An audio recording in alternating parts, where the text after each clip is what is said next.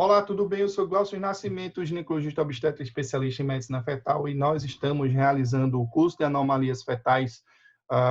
Na verdade, estamos na parte cerebral, na parte 5 das anomalias cerebrais, um curso gratuito da Fetal Medicine Foundation, e nós fazemos parte, além da nossa clínica privada, no serviço público do Hospital Agamenon Magalhães. Então, vamos dar continuidade ao nosso curso, falando agora não da microcefalia, que nós falamos já anteriormente, e vamos falar do cisto porencefálico, essa anomalia destrutiva cerebral. O cisto porencefálico, ele ocorre em 1 para cada 10 mil nascimentos e apresenta como diagnóstico ultrassonográfico uma ou mais lesões císticas no cérebro que se comunicam com os ventrículos, espaço subaracnoide ou ambos. Os cistos são ou nas fissuras ou na linha média. Existem dois tipos de porencefalia. A tipo 1, unilateral devido à hemorragia ou isquemia, e a tipo 2, bilateral devido a defeito da migração neuronal. Como anormalidades associadas, incidência de defeitos cromossômicos não é aumentada, diversos defeitos estruturais, principalmente ventriculomegalia. A investigação ela é detalhada através da neurosonografia, pesquisa de infecções congênitas e ressonância magnética cerebral a partir de 32 semanas para diagnóstico de heterotopias da matéria cinza, da substância cinzenta, sucação tardia e anomalia de migração. Segmento de ultrassom a cada 4 semanas para monitorar a evolução da lesão e da ventriculomegalia. O parto, assistência obstétrica e parto de rotina, o prognóstico depende do tamanho e localização da lesão, mas o neurodesenvolvimento, em geral, ele é normal. A recorrência, não há aumento do risco. Então, aqui um caso de um cisto porencefálico, num caso de 26 semanas, onde você observa, né, a presença do cisto nos ventrículos laterais, né, comprometendo aí o tecido cerebral. E eu gosto de falar, nesse caso, que eu tenho experiência familiar com um caso grave de porencefalia, em que o prognóstico foi, né, estimado um prognóstico péssimo, e com muita honra, com muita alegria, o querido sobrinho, na verdade, filho de uma prima minha, tem um neurodesenvolvimento que realmente ele tem uma certa limitação, mas esse querido sobrinho, ele hoje tem mais de 10 anos e joga futebol, acompanha o pai nos jogos aqui em Pernambuco. Então, é uma criança muito abençoada e que muitas vezes foi dito que o prognóstico ele seria reservado, logicamente, com uma série de tratamentos, mas eu gosto sempre de dar esse feedback, porque em medicina fetal, muitas vezes, a gente olha as alterações estruturais, né, e não tem como dar bom prognóstico, só que os casos eles são diferenciados também por conta do cuidado materno, né, e paterno, e essa criança, ela foi muito bem cuidada. A minha prima praticamente se doou integralmente, mudou de cidade, trouxe ambientes adequados, levou para todos os serviços de excelência aí no Brasil, nessa parte aí da porencefalia, e hoje é uma criança muito saudável. Mas vamos novamente compartilhar nossa tela para mostrar outra malformação cerebral, que é a esquizencefalia. A esquizencefalia ela ocorre em 1 para cada 100 mil nascimentos. O diagnóstico ultrassonográfico é uma fenda uni ou bilateral entre o sistema ventricular e o espaço subaracnoide. Em 70% dos casos, a lesão é no lobo parietal, e em 50 a 90% dos casos, há outras anormalidades associadas, incluindo a genesia do cávum do septo pelúcido, displasia septo-óptica e ventriculomegalia grave. Anormalidades associadas à incidência de anomalias cromossômicas e síndromes genéticas não é aumentada. A investigação é realizada a partir da ultrassonografia detalhada, incluindo a neurosonografia. Ressonância magnética cerebral é necessária para distinguir esquizencefalia, que é desordem de migração, de porencefalia, que ocorre devido a um defeito, a um insulto vascular. Também é importante para a detecção de polimicrogiria, que é excessivas circunvoluções cerebrais, achados constantes da esquizencefalia. O segmento ele é rotineiro, parto, assistência obstétrica também de rotina, o prognóstico ele é reservado, grave retardo no desenvolvimento e epilepsia intratável. Além disso, há cegueira, caso a condição seja associada com displasia septo-óptica e a recorrência não há risco aumentado. Vamos passar então para um vídeo de uma esquizencefalia. Então, anomalia grave, por isso que o prognóstico ele é reservado. Nós temos uma fenda, né, aqui entre o sistema ventricular e até o subaracnoide, no lobo parietal.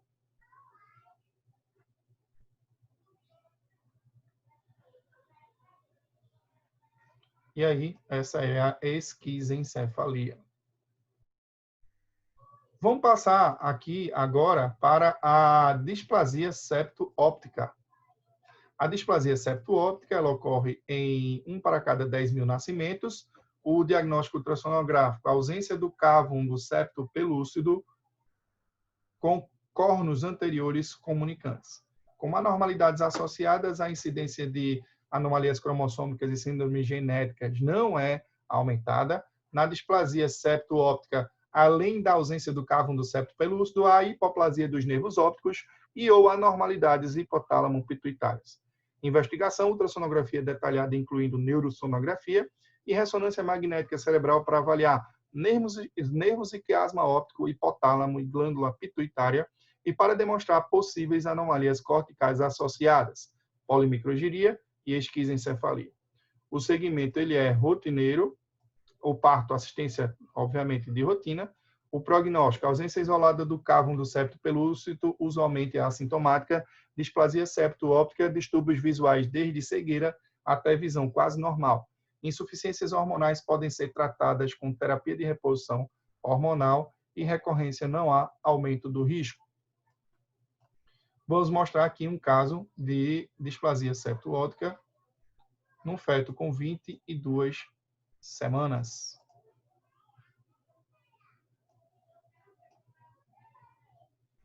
Então, observa-se aí uma ausência do cávum do septo pelúcido com córneos anteriores comunicantes.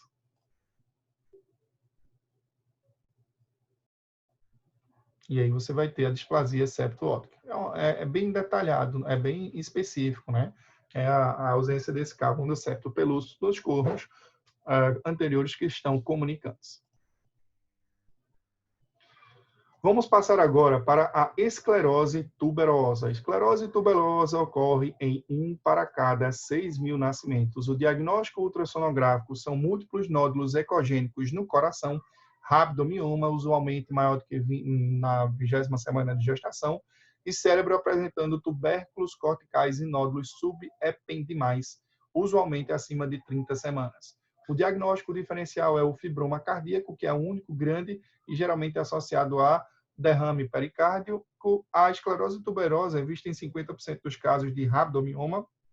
Nos outros 50% dos casos, o tumor cardíaco ele é isolado.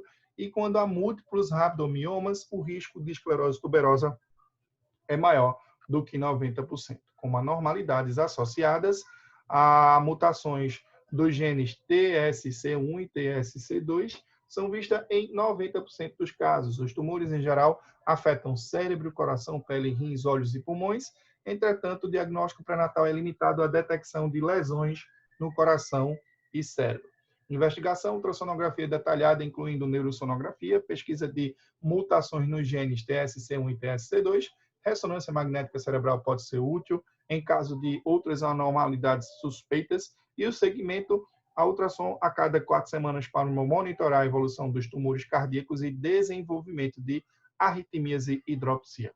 O parto deve ser realizado em hospital com UTI neonatal a partir de 38 semanas, né? Antes disso, caso haja arritmias ou hidropsia, havia cesariana em caso de hidropsia.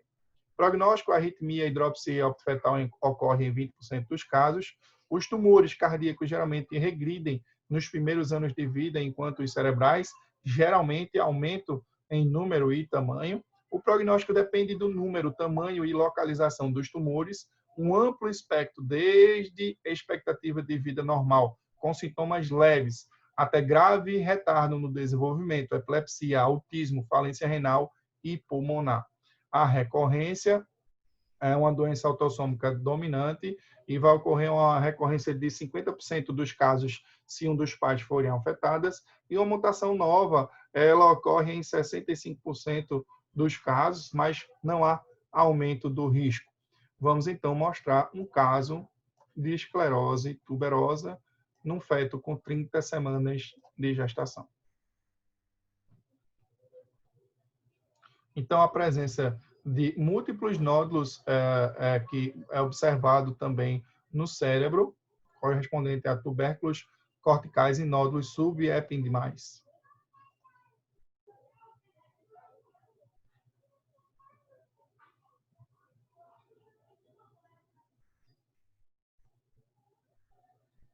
Aqui, alguns nódulos cerebrais característicos da esclerose tuberosa.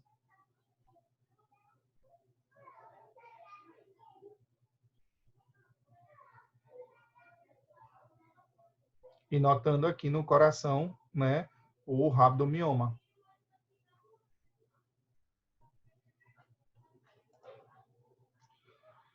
Bom, vamos passar agora para o aneurisma da veia de Galeno. O aneurisma da veia de Galeno ocorre em 1 para 25 mil nascimentos. O diagnóstico ultrassonográfico é um cisto anecoico supratentorial, na linha média, alongado com fluxo arteriovenoso ativo, demonstrado no Color Doppler. Muita gente gosta até de usar o Power Doppler.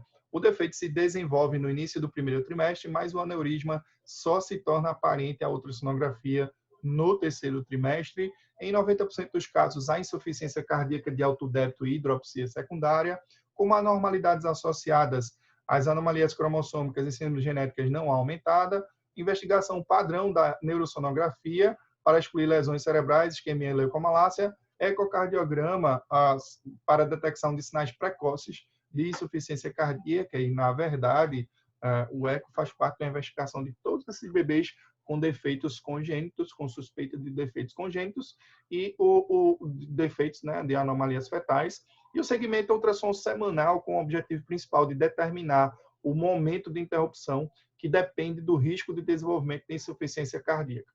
O parto deve ser realizado em hospital com UTI neonatal e cirurgia pediátrica. A via de parto é cesariana. 1/3 tem bom desfecho após intervenção neonatal, que é a embolização. 1/3 morre durante o procedimento. 1/3 sobrevive, porém com retardo no desenvolvimento, no neurodesenvolvimento.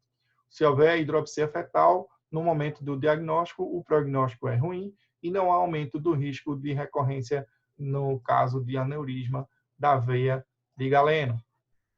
E aqui nós temos, então, um caso com 29 semanas, onde o Doppler evidencia uma formação robusta aí, bem evidente aí, que é o aneurisma da veia de Galeno. Outro caso de 29 semanas, com coração dilatado, em uma massa cística pulsante, um aneurisma da veia de Galeno. O caso com 32 semanas. E, novamente, o caso que a gente já discutiu. Vamos passar agora para a ventriculomegalia. A ventriculomegalia, ela tem uma prevalência de 1 a cada 100 fetos com 20 semanas e ocorre em 1 a cada 1.000 nascimentos. O diagnóstico ultrassonográfico é uma dilatação uniobilateral dos ventrículos laterais cerebrais do córtex transverso cerebral. É subdividido de acordo com o diâmetro do ventrículo lateral, em leve de 10 a 12 milímetros, moderada de 13 a 15 milímetros e severa acima de 15 milímetros, com anormalidades associadas a defeitos cromossômicos, principalmente trissomias do 21, 13 ou 18, são vistas em 10% dos casos. Em ventriculomegalia isolada, há um risco 4 vezes maior de trissomia do 21, o risco é inversamente proporcional à severidade da ventriculomegalia. Defeitos cerebrais e extracerebrais e síndromes genéticas são vistos em 50% dos casos. A investigação ultrassonografia detalhada, incluindo neurosonografia, o teste invasivo procariótico deve ser realizado, investigação de infecção congênita e ressonância magnética cerebral acima de 32 semanas. Como segmento, ultrassonografia a cada 4 semanas para monitorar a evolução da ventriculomegalia, o parto, assistência obstétrica e parto de rotina, cesariana caso a circunferência cefálica seja maior do que 40 centímetros, o prognóstico na ventriculomegalia leve ou moderada, retarda o desenvolvimento em 10% dos casos, podendo não ser maior do que a população geral, e na isolada grave, taxa de sobrevida em 10 anos de 60%, em 10 anos de 60%, com retardo mental grave em 50%. Recorrência se ventriculomegalia isolada menor do que 1%, aumentada para 5%, se história de irmão afetado, associada à infecção não há risco aumentado, associada à trissomia 1%, hidrocefalia ligada ao X 50% em homens, associada a trombocitopenia autoimune sem tratamento 100%. Então, aqui nós vamos mostrar um caso de ventriculomegalia. Esse, inicialmente, de 14 semanas, onde você observa a ventriculomegalia, no caso aqui bilateral. Outro caso de 21 semanas, onde observa uma ventriculomegalia isolada, um pouquinho maior do que 10 milímetros, provavelmente uma ventriculomegalia leve. Outro caso mais grave de ventriculomegalia, com 24 semanas, no caso 3. E uma dilatação também do terceiro ventrículo.